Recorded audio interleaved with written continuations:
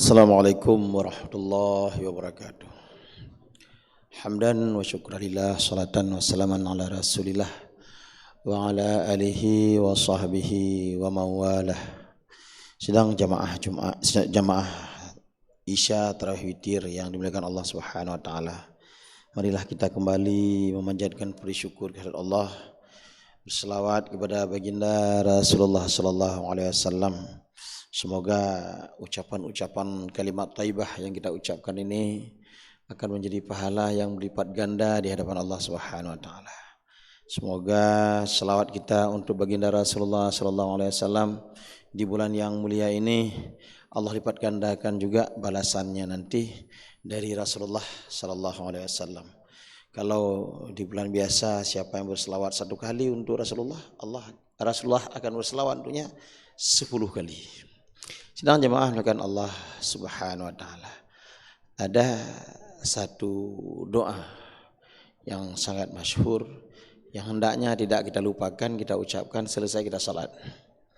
Doa ini ada diriwayatkan lewat jalur Abu Hurairah, ada juga lewat jalur Mu'az. Pada intinya doa ini sama, Allahumma a'inni ala dzikrika wa syukrika wa husni ibadati. Kalau lewat Abu Hurairah, Allahumma a'inna ala dzikrika wa syukrika wa husni ibadati. Ya Allah, tolonglah aku, tolonglah kami dalam rangka supaya bisa berzikir kepadamu, mensyukuri nikmat-Mu dan mempercantik amalan kami. Caranya mengamalkan Allah Subhanahu wa taala. Ternyata dari doa ini dan tentunya didukung oleh nas-nas yang lain, kesanggupan seorang hamba untuk bisa berzikir mengingat Allah dalam segala model keadaan. Salat adalah zikir, baca Quran adalah zikir, mengucapkan la ilaha illallah adalah zikir, mengucapkan subhanallah bihamdi subhanallahil azim adalah zikir. Ternyata kesanggupan untuk berzikir kepada Allah ini tidak lain karena pertolongan Allah Subhanahu wa taala. Maka kita perlu minta tolong kepadanya agar kita selalu dijaga oleh Allah Subhanahu wa taala, agar terjaga diri kita selalu dalam suasana zikir kepadanya. Karena ketika seseorang lidahnya berzikir, mata telinganya berzikir, maka tentunya dia akan selalu ingat Allah. Karena mengingat Allah terhindarlah dia dari maksiat-maksiat. Karena mengingat Allah maka hatinya menjadi tenang. Ingat, hanya dengan mengingat Allah hati menjadi tenang. Demikian juga untuk bersyukur kepada Allah Subhanahu wa taala atas bermacam nikmat yang telah Allah berikan kepada kita, termasuk kemudian dalam kita memperbagus amalan. Hari-hari yang telah kita lewati, ada sebahagian kita sudah melewati 7 hari, 8 hari, ada yang sudah 9 hari. Nah, bulan Ramadan ini tentu kita ingin memperbaiki puasa ini, ingin puasa ini lebih baik. Di tahun lalu kita puasa, sebelumnya kita puasa juga, tapi maksud daripada Allah mewajibkan kita berpuasa tidak tercapai untuk kita. Kita tidak menjadi orang bertakwa. Sepertinya puasa kita ini tidak diterima oleh Allah, karena tanda-tanda diterimanya amal, kalau kita khususkan amalan puasa, maka sebuah amalan itu berkesinambungan deh. Orang yang sudah diterima puasa Ramadannya, maka dia akan mudah pula melakukan puasa Senin Kamis. Kita koreksi, kayaknya tahun kemarin berat, 1 kali pun enggak. Syawal aja lewat. Orang puasa Asyura kita pun lewat. Orang puasa Daud kita lewat. Orang puasa tengah bulan kita lewat. Tidak berkesinambungan. Setiap hari ada saja, asal sudah hari Kamis, hari Senin ada aja acaranya. Maka diadu pula dengan dalil. Kalau ada yang aja buka puasa. Nah, ini kenapa ini? Maka jangan-jangan amalan Ramadannya, amalan puasa enggak terima. Kemudian tanda amalan diterima, terhindar di perbuatan maksiat. Kenapa? Dia udah jadi keluarga Allah, dia udah dijaga oleh Allah, tapi Allah enggak jaga dia. Kenyataannya seharusnya wa amma man a'ta wattaqa wa saddaqa bil husna fasanuyassiruhu lil yusra. Mudah dalam melakukan sebuah amalan kebaikan. Tapi kenyataannya jadi balik. Fasanuyassiruhu lil usra. Mudah melakukan amalan maksiat. Ini. Kenapa bisa terjadi demikian? Maka orang yang memuhasabah dirinya, wah, di mana salah ini?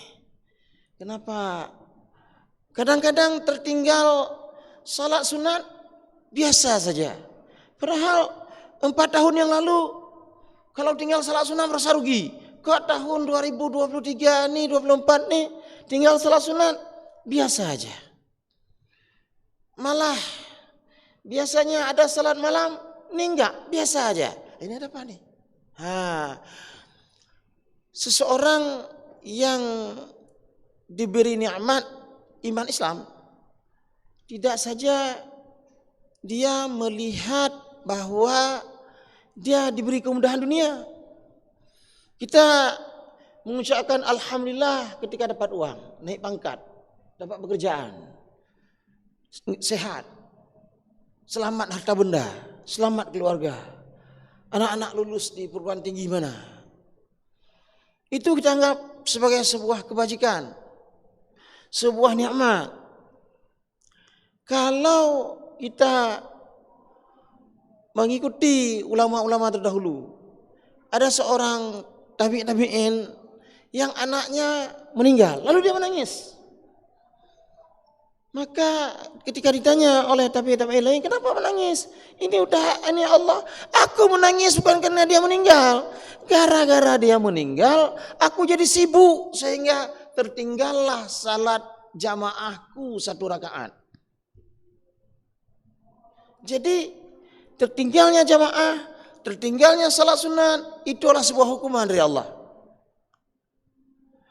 Kita paham bahwa barang siapa mengucapkan ayat kursi setelah salat fardu, maka tidak ada yang menghalanginya masuk surga kecuali maut. Kenapa terlupa baca ayat kursi ini? Habis salam, assalamualaikum, assalamualaikum. Lalu ketemu kawan, gimana?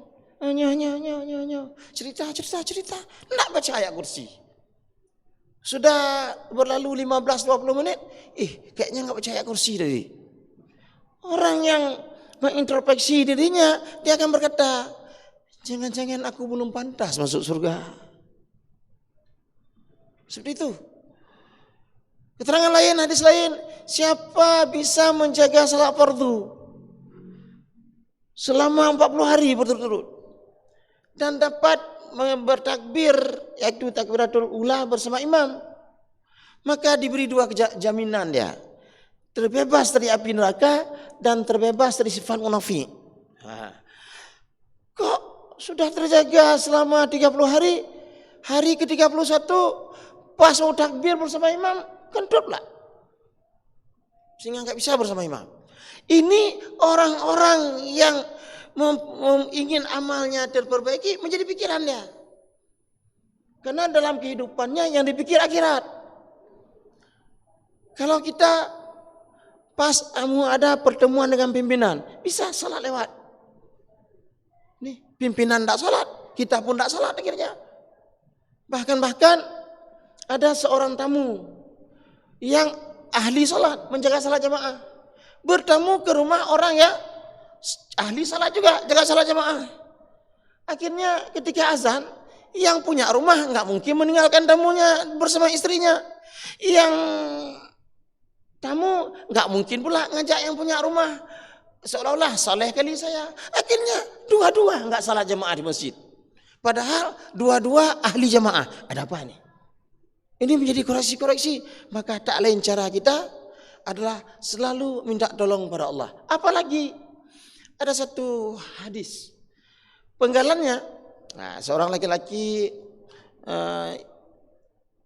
anda rajulu ila Rasulullah sallallahu alaihi wasallam, seorang laki-laki ketemu dengan Rasulullah. Ya Rasulullah ausini, ya Rasulullah nasihati aku. Maka penggalan pertamanya ada 3 penggalan di sini. Kata Rasulullah, idza qumta fi shalatika salatu mawaddi.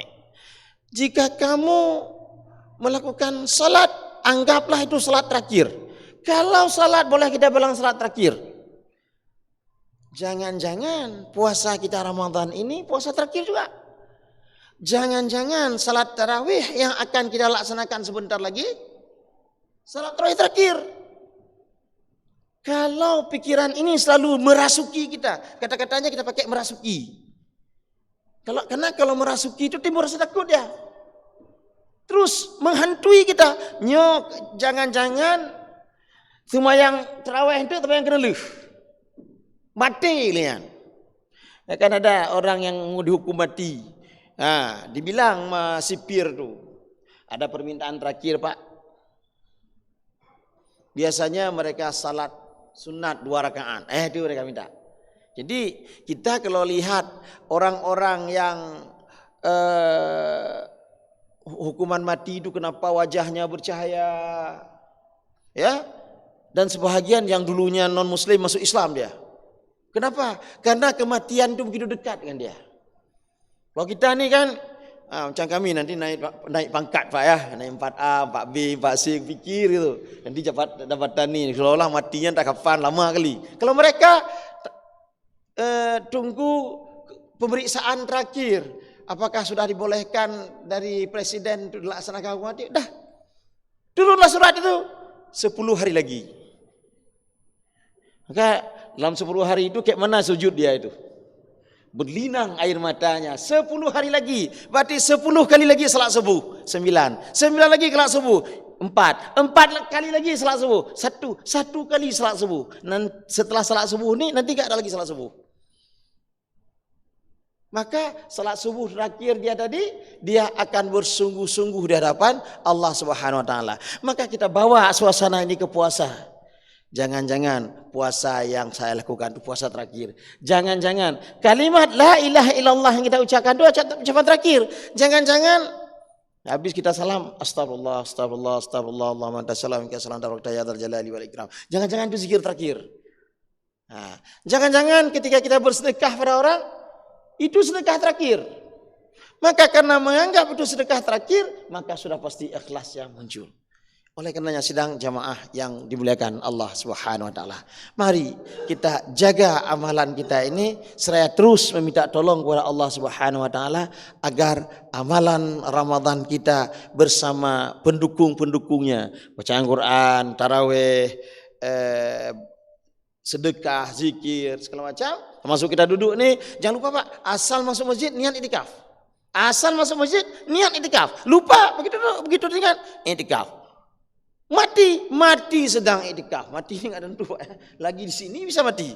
Alhamdulillah kali kan. Tapi kalau lagi di sini lagi kesal, masuk ke sini kesal, lagi kesal sama istri, kesal siapa? Maka mati dalam keadaan kesal. Tapi kalau masuk ke sini niat i'tikaf, mati sedang beriktikaf. Masya Allah, sungguh jasad-jasad yang dirindukan oleh bidadari. Subhanakallahumma wa bihamdika asyhadu an la ilaha illa anta astaghfiruka wa atubu ilaik. Assalamualaikum warahmatullahi wabarakatuh.